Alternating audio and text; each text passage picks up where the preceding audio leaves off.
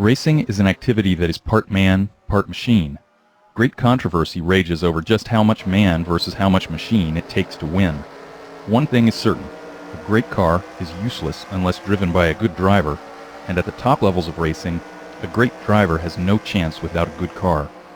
NASCAR Racing 2003 season provides you with a good car. It actually provides you with an infinite number of good cars, which is a pretty good deal.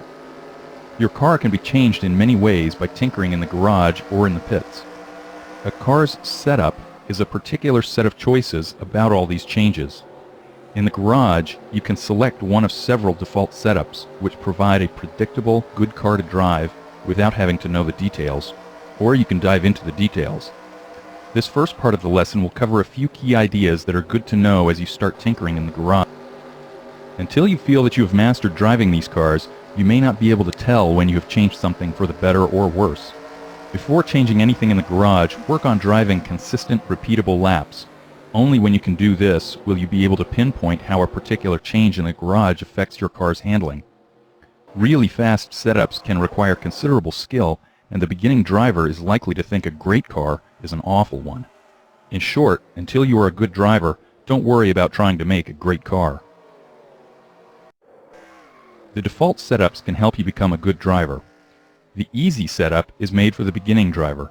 It will track in a straight line with the steering wheel centered, and the front tires will tend to start sliding first, making the car behave more like a street car. It's best to start with the easy setup and stay with it until you can put the car where you want it on the racetrack. Once you are able to lap consistently, try switching to the fast setup. This is more like a real oval car setup, and it will pull to the left down the straights.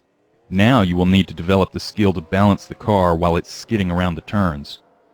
When you're looking for even more speed, it's time to go to the garage.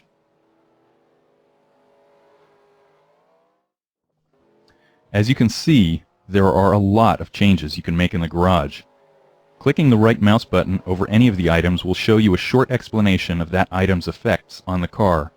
The settings generally involve three things: trying to stick the tires to the road better, finding a balance between grip and top speed, and finding a balance between speed and reliability. Most of the settings in the garage are for fiddling with how well the tires stick to the road. The more grip the tires have, the faster you can go in the corners, and the fastest driver in the corners usually has the highest average speed for a whole lap. There are many things that affect a tire's grip with the road, but the three most important are how much rubber is in contact with the road, how sticky that rubber is, and how much weight that tire is carrying. How much rubber is in contact with the road is affected by the tire pressures. A lower pressure makes a bigger patch of rubber. And camber, which is how much the tire is leaning over. The best grip is usually found with the tire leaning slightly into the turn. Unfortunately, when the car is moving, the camber is changing all the time. For example, when the car body rolls in a corner, and the tire pressure changes as the tire heats up. Fortunately, the tire temperatures from your last run are shown in the garage so you can figure out if the pressures and cambers are okay. After a few laps, the tire temperatures will settle down to values which tend to remain the same from lap to lap. This may take 5 to 7 laps.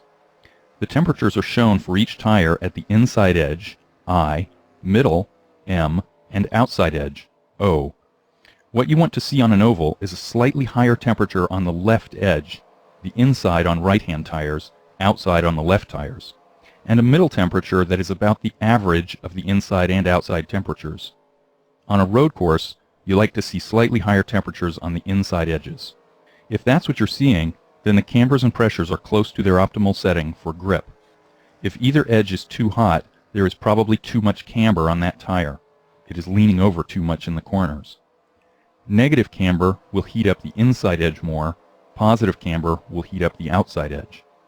If the middle temperature is too hot, you may be running too much pressure. The temperatures can also tell you how sticky the tire is. They stick best at an average temperature of 190 to 240 degrees. If a certain tire is too hot, increasing the pressure can help cool it off. Conversely, lowering the pressure in a tire that's too cool can help heat it up.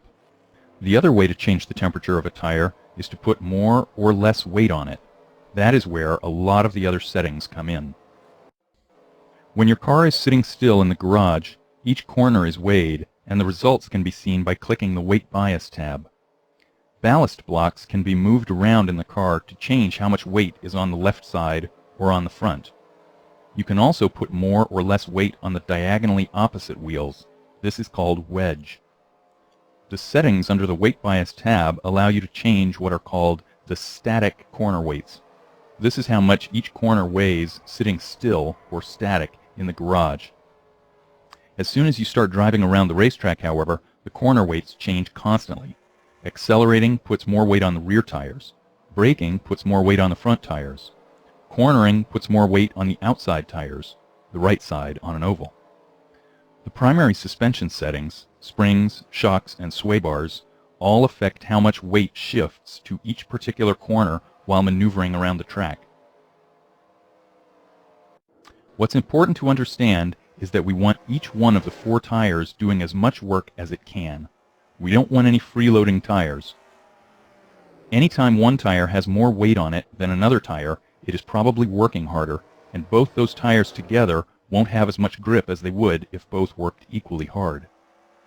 Balancing the work done by the 4 tires will consume most of your effort in the garage. The tire temperatures can help again with this. If 2 tires are working equally hard, they will likely end up at a similar average temperature.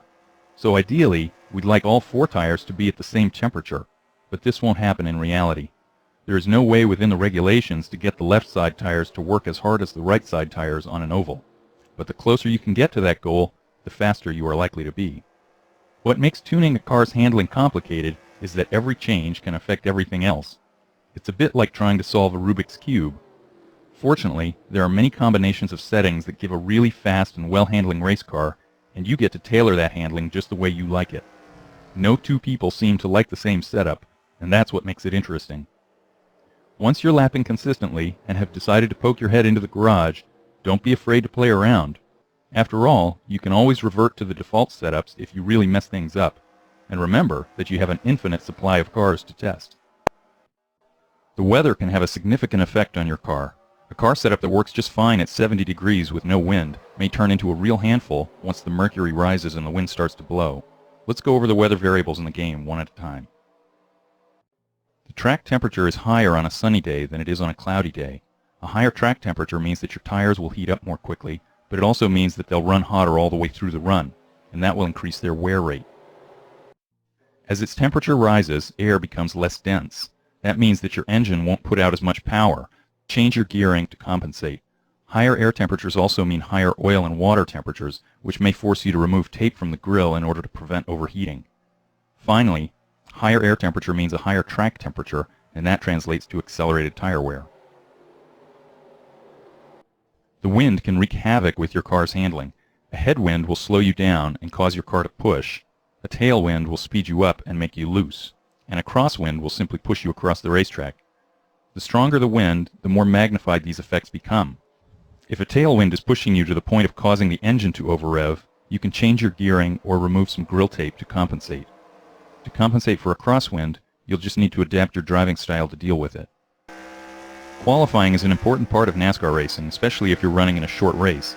In qualifying, your only concern is getting 1 or 2 hot laps out of your car, and that's it. With that in mind, here are a couple of quick tips that will help you get the most out of your qualifying setup. First, tape that grill up as much as you can. Remember, your engine only has to last for a couple of laps. Second, use higher tire pressures.